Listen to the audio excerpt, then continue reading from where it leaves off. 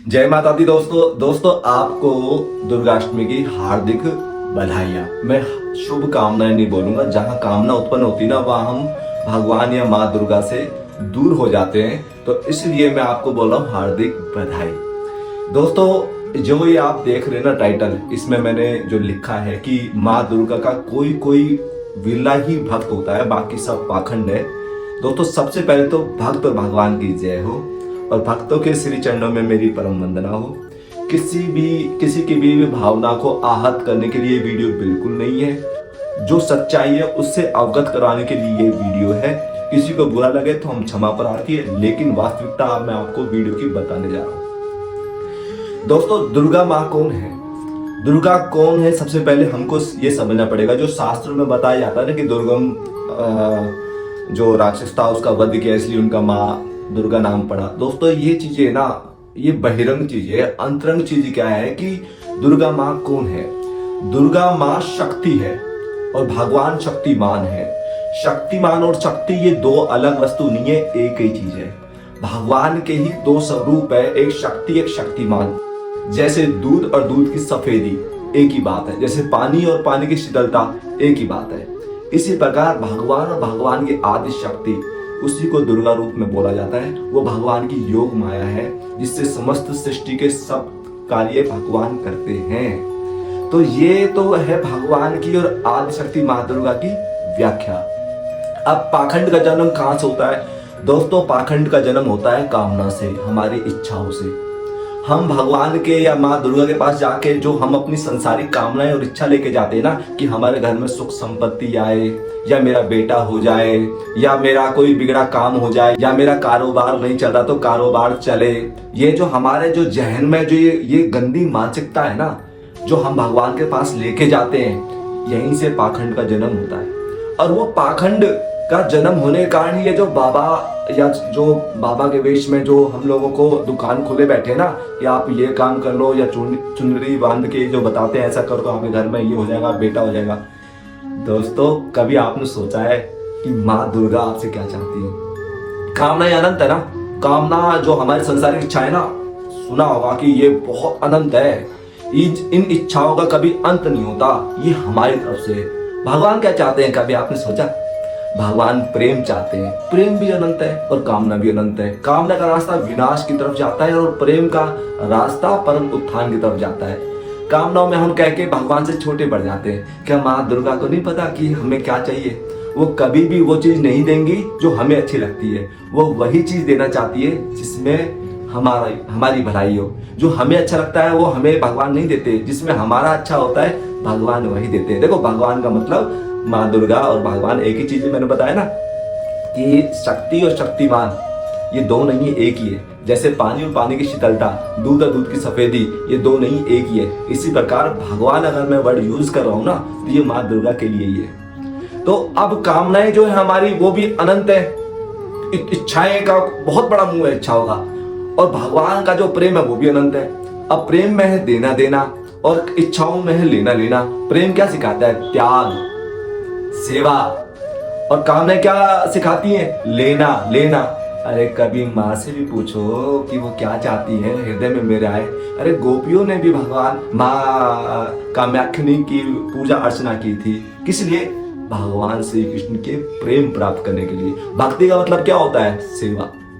और कामना का क्या मतलब होता है? लेना लेना। अरे भाई हम भगवान के पास जा रहे हैं, माँ दुर्गा के पास जा रहे हैं। आज दुर्गाष्टमी है तो कन्या को तो जिम्मा नहीं, तो अच्छी बात है, धर्म की बात है। लेकिन उनको हृदय से पुकारना कि हे माँ दुर्गा मेरे हृदय में भी आओ। आपने दुर्गम नाम के असुरों का वध किया, मेरे अंदर भी असुर बैठे हैं। काम क्रोध लोभ मोह अहंकार, ये असुर मेरे अंदर भी बैठे हैं। माया के विकार मेरे अंदर भी बैठे हैं, इनका भी आप वध करो ना।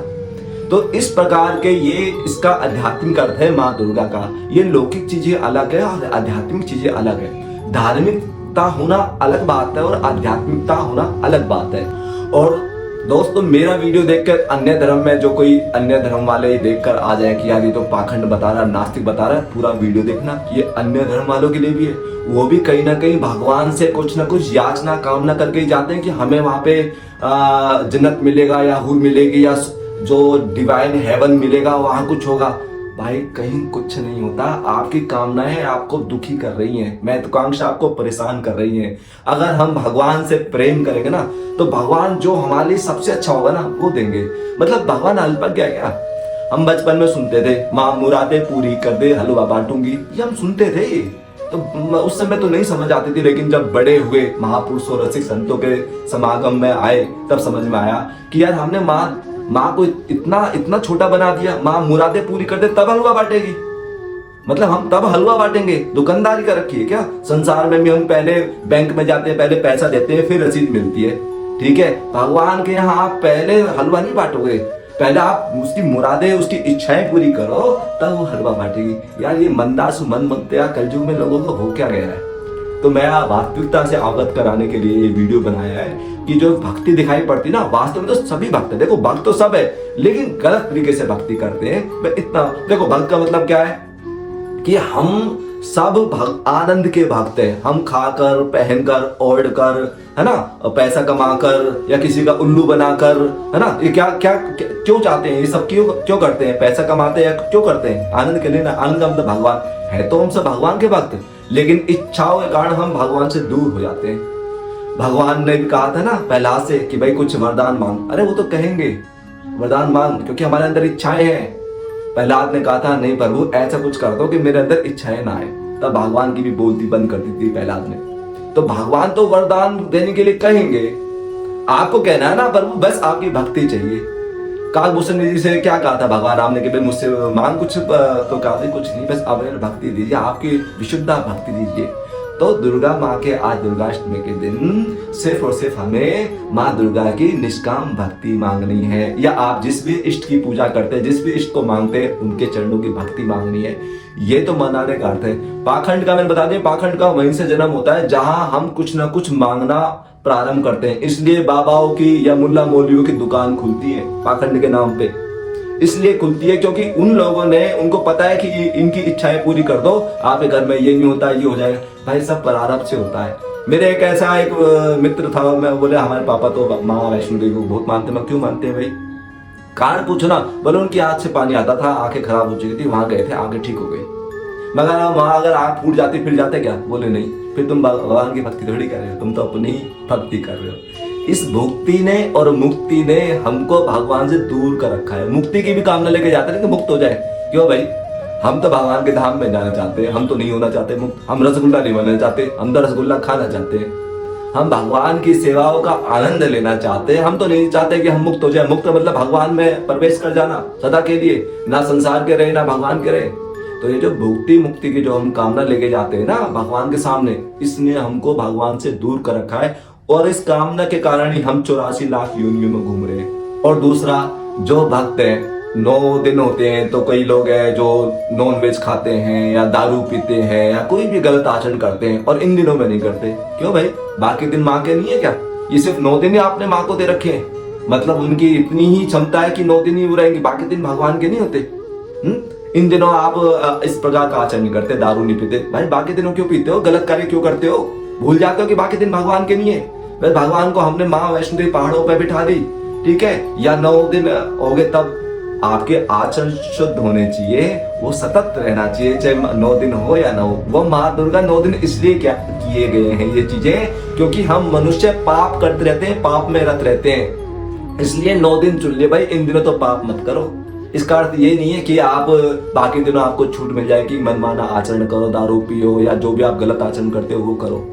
तो इसमें कहने का मतलब एक ही, पाखंड का जन्म हमारी इच्छाओं कामने से होता है, और इसलिए भगवान भी कहते रहे भाई वरदान मांग ले। और असल में एक ही भक्त हुए हैं प्रहलाद, भक्त प्रहलाद, जिन्होंने भगवान की बोलती बंद करी। नहीं तो सब कुछ न कुछ भगवान से मांगते रहते हैं कि भगवान मुझे ये हो जाए वो हो जाए। भक्त प्रहलाद ने कहा था कि हे प्रभु, इन इच्छाओं ने ऐसी तैसी कर रखी है, ऐसा कुछ करो कि मेरे अंदर कभी आपसे मांगने की बुद्धि ही पैदा ना हो। तब भगवान ने कहा था अरे ये है। तब उसे कहा था भाई अब तू राज्य करेगा पृथ्वी पे। कहता आपकी आज्ञा सब जो भी हो आप अगर मेरे हृदय में हो तो मेरे लिए क्या मृत्यु लोक और क्या आपका वैकुंठ लोक। तो कहने का मतलब ये है कि पाखंड इच्छाओं से जन्म लेता है। जहां अगर हमारी संसारिक इच्छा माँ दुर्गा के प्रति हुई तो हम पाखंड कर रहे हो और भगवान से दूर हो रहे हैं। और जो सिर्फ और सिर्फ माँ दुर्गा की प्रसन्नता के लिए उनको अश्रुपात करते, उनको अपने हृदय में धारण करता है, वो वेला भक्त ही असल में माँ दुर्गा का भक्त है। तो दोनों विश्लेषण कर दिया है, कोई दिल पे मत लेना, किसी की भावना को ठेस करने के लिए वीडियो बिल्कुल नहीं है। और भक्त भगवान की जय है, भक्तों के चरणों में परम वंदना, क्योंकि भक्तों के प्रति किया हुआ अपराध माँ दुर्गा भी क्षमा नहीं करेगी। इसलिए जो भक्त है उनके हृदय में, उनके चरणों में मेरा वंदन है।